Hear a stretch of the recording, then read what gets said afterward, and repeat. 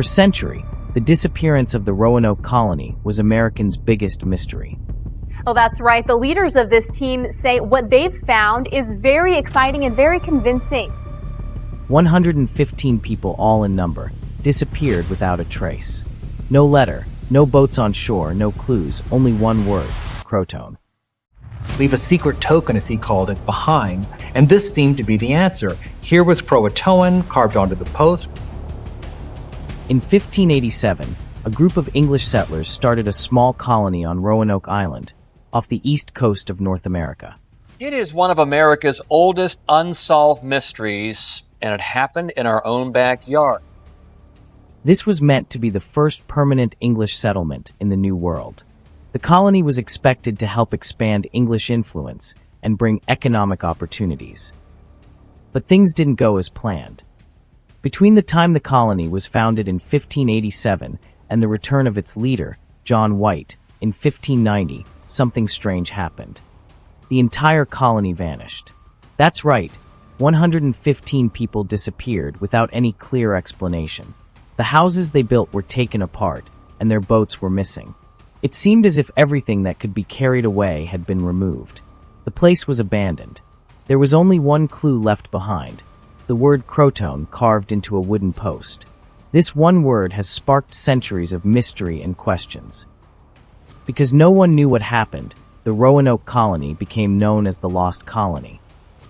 Over time, people have come up with many ideas to explain what happened. Some popular stories include supernatural theories.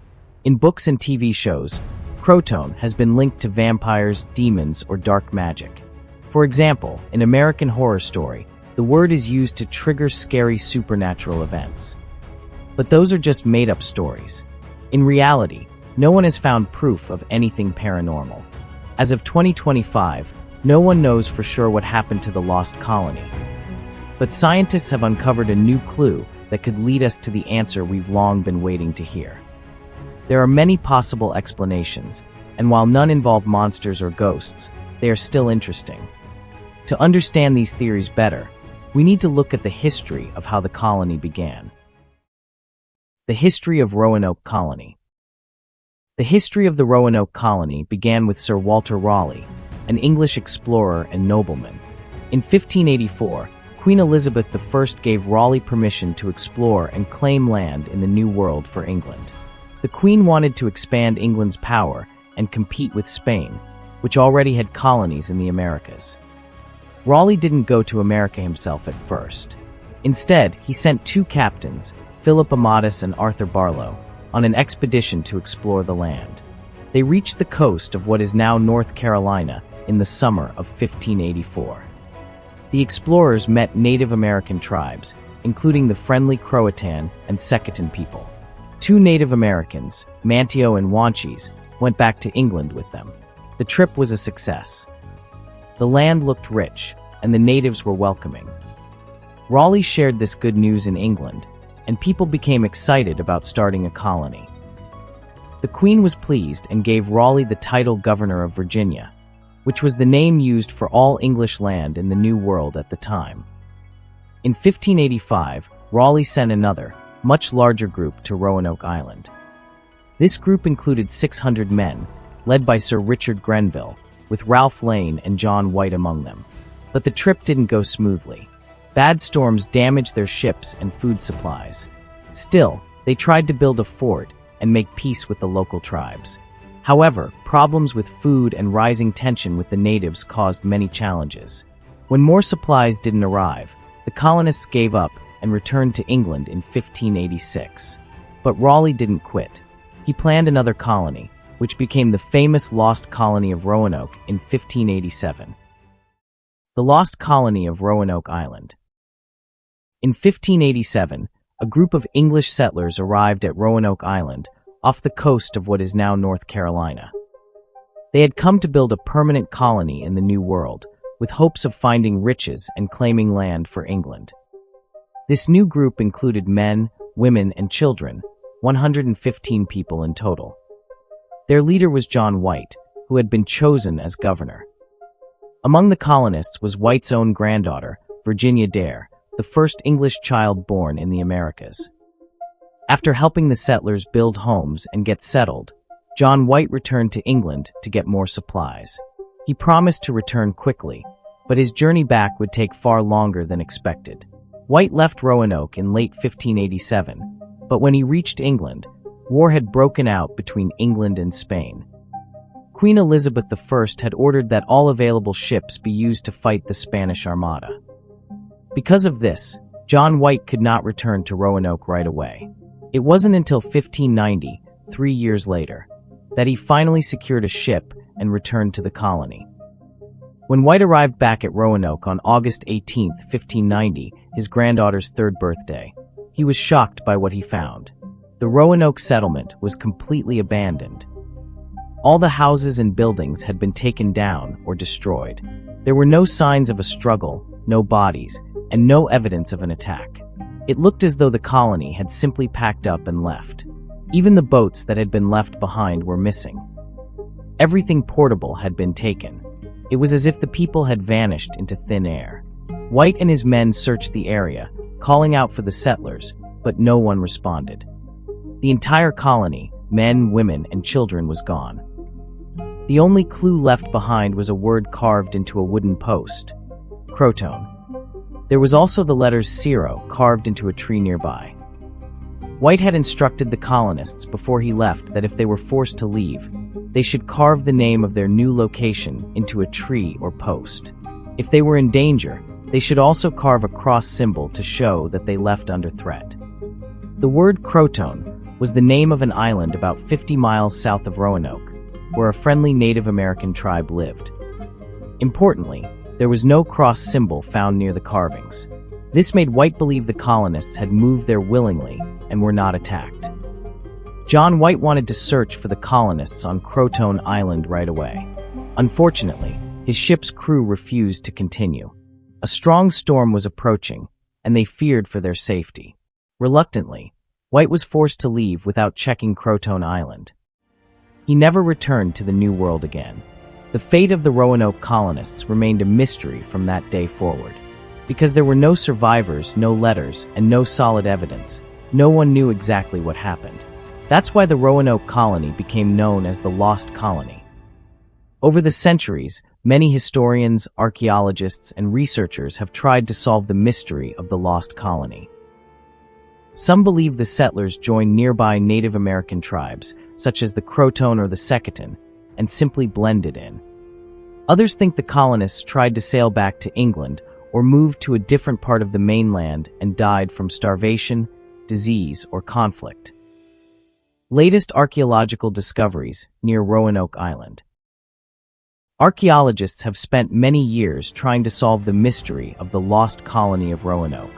Their work has uncovered several important pieces of evidence that suggest the colonists did not vanish without a trace, but instead may have moved to other places and joined local Native American tribes.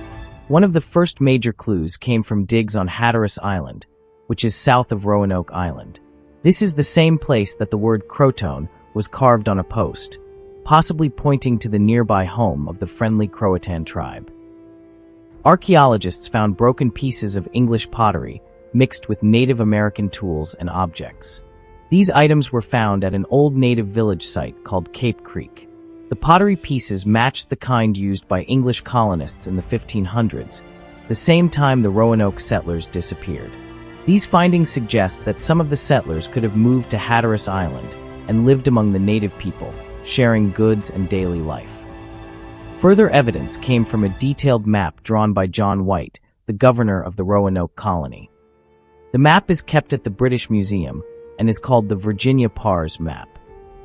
In 2012, researchers noticed a hidden mark on the map, an X made with blue and red ink, placed inland near the Chowan River, northwest of Roanoke Island. This mark may have been a secret clue left by White to show the possible location of a planned fort or place where the settlers might relocate if needed.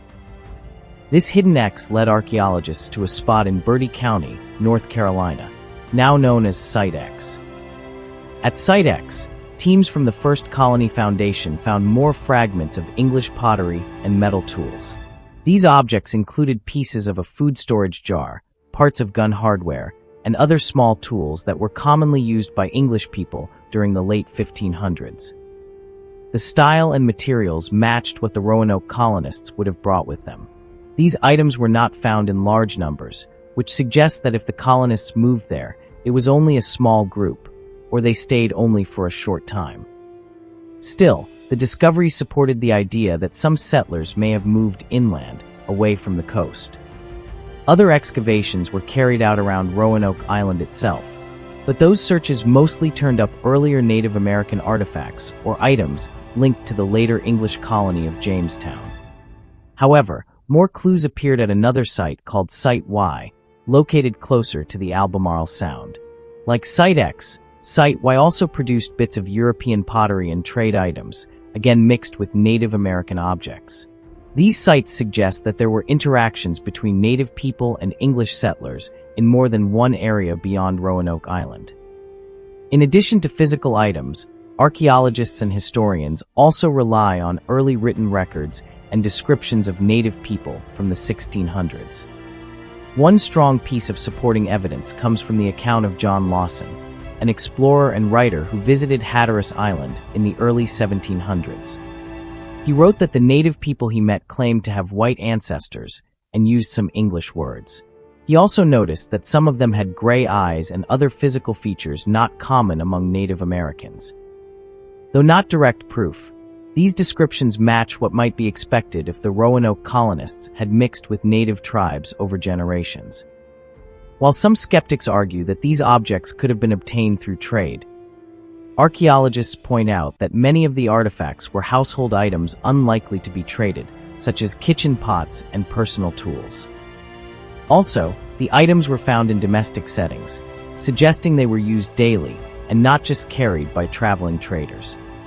The combination of the artifact's location, the types of items, and the dating of the objects all point to the possibility that Roanoke settlers lived and worked at these places. Another interesting clue is the sudden change in cultural practices seen in some native villages after the time the Roanoke settlers vanished. In some cases, the building styles or pottery techniques changed slightly, possibly influenced by English settlers who joined the tribes. These small shifts in local customs may be further signs that the colonists didn't vanish, they were simply absorbed into nearby native communities. Despite all these findings, no firm evidence like written messages or marked graves has ever been found to directly confirm the identity of the people who used the English items. However, the archaeological discoveries strongly suggest that the colonists moved to more than one location, including both coastal and inland areas. Instead of one large group disappearing all at once, the settlers may have split into smaller groups for survival. Some may have gone to live with the Croatan people on Hatteras Island, while others may have moved inland to safer, more sheltered areas near the rivers and forests. In total, the items found, pottery, tools, gun parts, and written maps, paint a picture of movement and survival, not sudden disappearance. The evidence points to a very human response to difficult conditions. The colonists likely sought help from the people who knew the land best, the native tribes, and adapted to a new way of life. The mystery of Roanoke may never be fully solved, but archaeology continues to show that the colonists probably didn't vanish into thin air. They most likely moved, adapted, and lived on in ways history didn't expect. After archaeologists discovered the artifacts at Hatteras Island, Site X, and other locations, researchers and historians took several important steps to better understand what happened to the Roanoke colonists. These steps included more fieldwork, new technology, and stronger collaborations between experts and institutions. First, the archaeological digs did not stop after the initial discoveries. Teams from the First Colony Foundation, the main group leading the research, returned to Site X and the surrounding areas to dig deeper and search for more items. They used advanced technology like ground-penetrating radar, GPR, to look beneath the surface without damaging the land. This helped them identify where to dig and detect buried objects or building remains. The same methods were used on Hatteras Island, where earlier pottery had been found, to find new spots that might hold evidence. Second, scientists started analyzing the artifacts in more detail. They used chemical tests and dating techniques like thermoluminescence and X-ray fluorescence to determine the exact age and origin of the pottery, tools, and metal objects. This confirmed that many of the items really did come from the late 1500s and matched the types of materials brought by the Roanoke settlers. Third, historians began re-examining old documents and maps with modern tools. The discovery of the hidden symbol on John White's map was one key moment in this effort. Experts at the British Museum used special lighting and digital scanning to study the map, revealing new details that had been invisible for centuries. Researchers also reread letters, journals, and reports from the time, looking for any overlooked clues about the colonists' plans or movements. At the same time, the discoveries sparked greater public and academic interest.